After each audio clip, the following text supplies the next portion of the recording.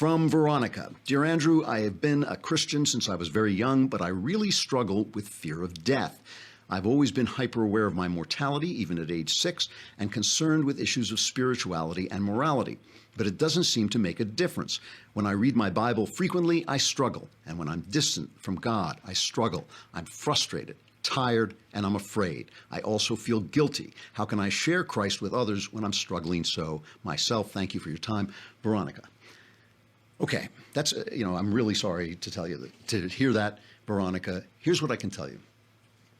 That's not the life God wants you to live, okay? This is me speaking for God, which I try never to do, but I can guarantee you this. This is not the life God wants you to live. He wants you to live a life of joy. And when I say that, I don't mean that he wants you to be happy all the time, like Joel Osteen with a big smiley face. Tragic, terrible things happen in life. They're going to break your heart. Bad things will happen to you. You're going to struggle with them.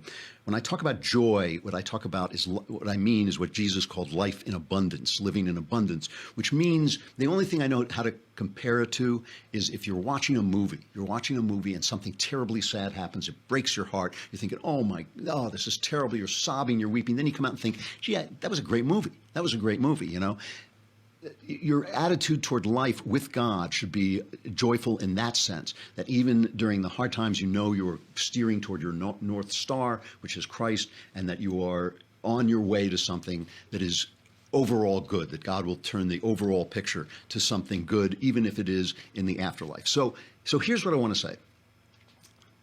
You're not getting that feeling. I mean, that feeling of joy, that feeling of vitality, that feeling of life in abundance is one of the ways God lets you know that you're pointing your boat toward him.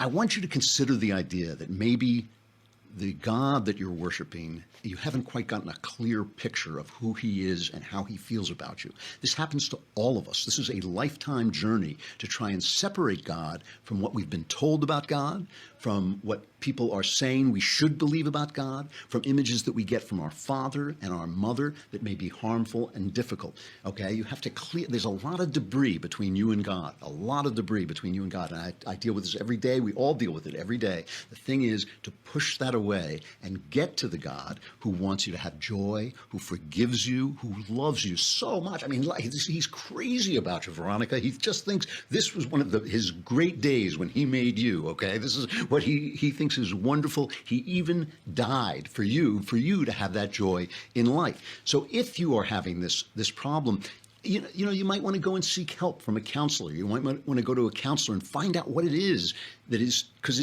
what's bothering you is psychological. There's a psychological screen between you and the real God who loves you so much and wants you to be joyful. So that's what I would ask you to think about, that yes, you should turn to the Bible. Yes, you should pray to God and talk to him. But to get to the real God, to get to the real God who loves you, you might need to go to a counselor and just clear up some of the debris in your head that comes from your past, who knows where it comes from. It may just be some kind of skewed thinking that you have, but you want to get to the real God who loves you and wants to give you that joy and will give it to you if you see him clearly.